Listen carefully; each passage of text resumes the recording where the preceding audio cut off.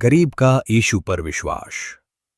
आज से लगभग 2 से 3 महीने पहले एक गांव में एक मसीह परिवार रहता था। वह परिवार अपने परमेश्वर पर पूरा विश्वास करते थे। उस परिवार में रोजाना प्रार्थना होती थी।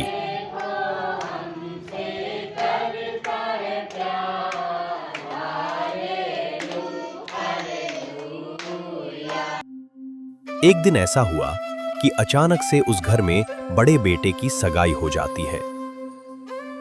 अरे नाश्ता कीजिए भाई। खाओ खाओ और खाओ।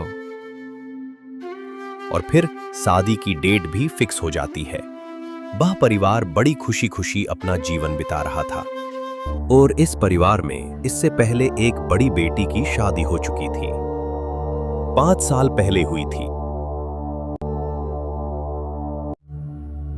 और अब पिता ने सोचा, साइज, अरे अब 3 महीने ही बचे हैं। मुझे अब और मेहनत से काम करना होगा, तभी शादी कर पाऊंगा। इतना सोचकर वह काम पर चला जाता है।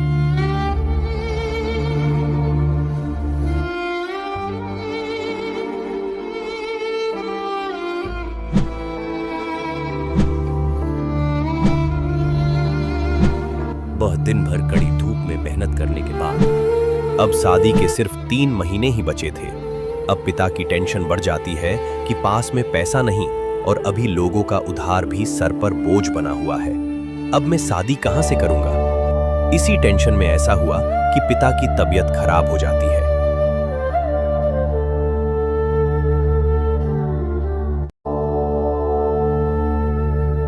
और इतनी खराब हो जाती है कि हॉस्पिटल में भर्ती करना पड़ा।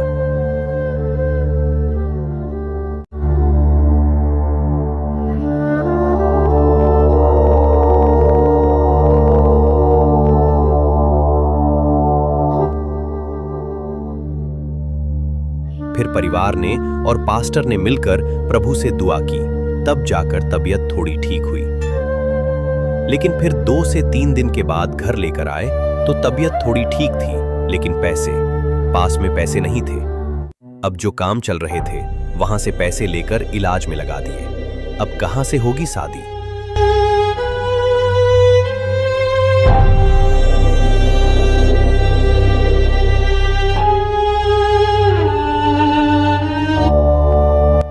पिता की टेंशन और बढ़ गई। फिर पिता ने अपने प्रभु यीशु से प्रार्थना की और रो रो कर विनती की, अब तू ही सब इंतजाम करेगा मेरे मालिक।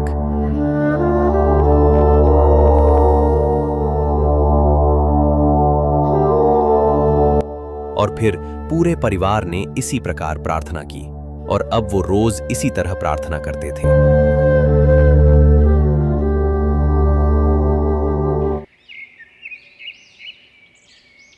ऐसे ही समय बीतता गया और देखो, शादी का अब 1 महीना ही बचा था। अब सभी डरने लगे कि 1 ही महीना बचा है और अभी पास में कोई पैसा नहीं, इस तरह सोचते थे। लेकिन जब यीशु की याद आती तो सब कहते कि सब हो जाएगा, यीशु बहुत बड़ा है।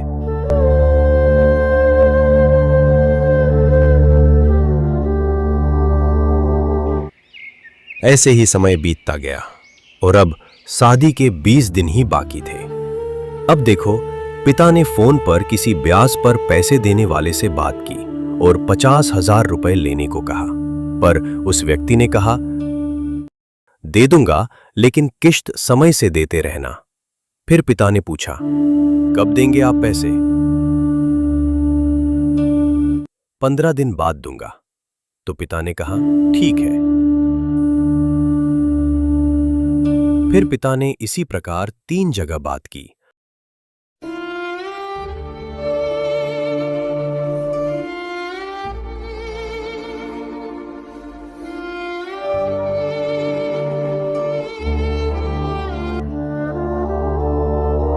तो करीबन 1,50,000 रुपए की उम्मीद हो गई कि मिल जाएंगे। अब पिता की आधी टेंशन खत्म। फिर उस पिता ने ईश्वर को धन्यवाद किया। ऐसे ही दिन बीतते गए। 4 से 5 दिन के बाद एक व्यक्ति का फोन आया और वह व्यक्ति कहने लगा, अरे भाई, मेरे भाई पर मर्डर कैश हो गया है। अब मैं आपके पैसों का इंतजाम नहीं कर सकता। अब तुम कहीं और से इंतजाम कर लो।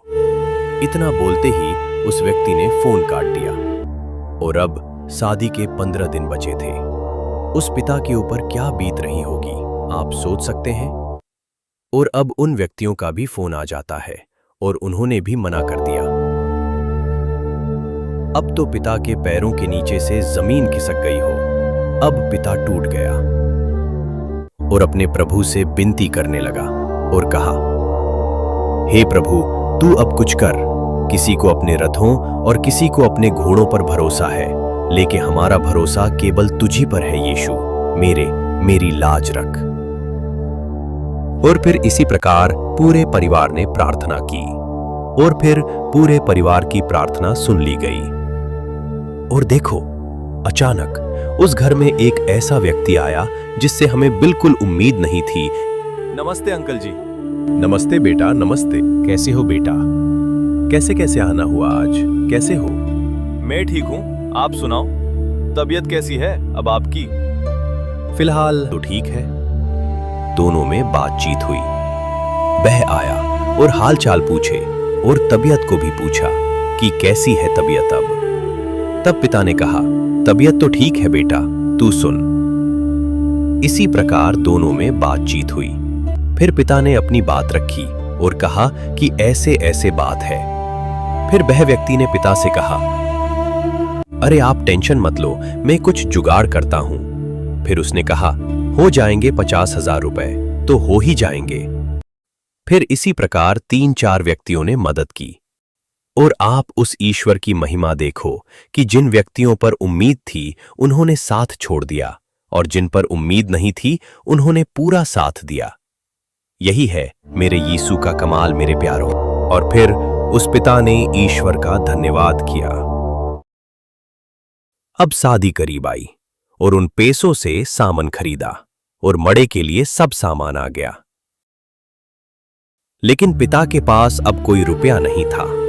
अब पिता की टेंशन बढ़ गई कि मड़े का खर्चा तो पूरा हो गया, लेकिन अब कल बारात कैसे लेके जाऊंगा। अब रात हुई, मड़े वाले मेहमान आए और सभी ने खाने खाना शुरू किया। और पिता सब मेहमानों से मिला और सबसे हंसकर बोला, लेकिन दिल में दर्द और चेहरा मुस्कान थी। अब सभी मेहमानों ने खाना खाया, लेकिन कुछ मेहमान बचे थे और खाना कम पड़ गया। अब पिता की टेंशन और बढ़ गई कि पास में पैसे नहीं है और खाना और खत्म हो गया। फिर पिता ने ईश्वर को याद किया और देखो, जो पैसे नियोते में आए थे वह पैसे किसी और व्यक्ति के हाथ में थे। पिता ने देखा और सोचा कि कब नियोते खत्म हो और ये पैसे लेकर मैं सब्जी मांग पाऊं। अब पिता का खून खुशक हो रहा था कि उधर मेहमान बैठे हैं और मेरे पास कोई पैसा नहीं, और ऊपर से न्योताबाजी खत्म नहीं हो रहा है। और देखो, फिर किसी व्यक्ति ने मदद कर दी और सब हो गया। तो फिर आया खाने का सामान और सबने खाया और सब खुश हुए। मेरे यीशु की कृपा से सलामती से मड़ा बीता। और अब सुबह हुई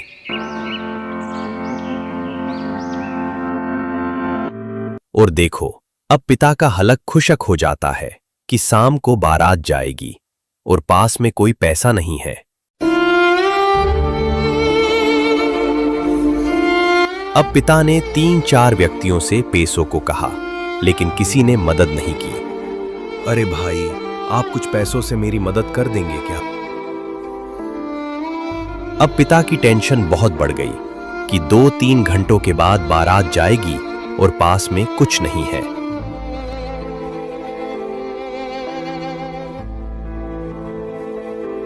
अब 3-4 घंटों के बाद बारात जाएगी और पास में कुछ नहीं है। फिर पिता ने उस ईश्वर को याद किया और कहा, प्रभु, समय बहुत कम है, कहीं से इंतजाम करवाओ प्रभु। फिर से देखो, एक ऐसा व्यक्ति मिला जिससे हमें उम्मीद नहीं थी कि ये हमारी मदद कर देगा। और देखो, उस व्यक्ति ने मदद की और बारात जाने से 1-2 घंटे पहले पैसे हाथ में आ गया।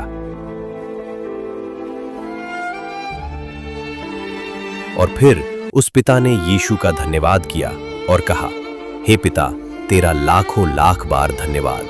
फिर 1-2 घंटे बाद बारात निकली और सही सलामती से वहां पहुंची।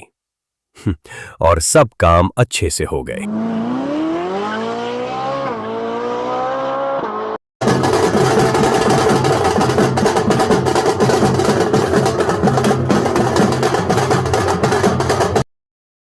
और सब काम अच्छे से हो गए। मेरे यीशु की कृपा से सही सलामत हुए।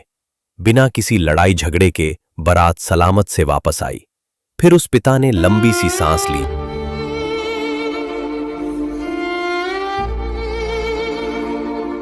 और उस ईश्वर को धन्यवाद दिया। प्रेरणा। हे भाइयों और बहनों, हमें अपने ईश्वर पर पूरा विश्वास रखना चाहिए और कैसे भी मुश्किलें हों, हमें विश्वास नहीं तोड़ना चाहिए, क्योंकि उसके पवित्र वचन में लिखा है कि दूध पिलाती मां तुम्हें छोड़ सकती है, लेकिन मैं तुम्हें कभी न छोड़ूंगा। इसी विश्वास के साथ हमें अपना जीवन व्यतीत करना चाहिए। और हां, उम्मीद करता हूं कि इस गवाही के द्वारा आपको प्रेरणा मिली होगी। God bless you all. आमीन।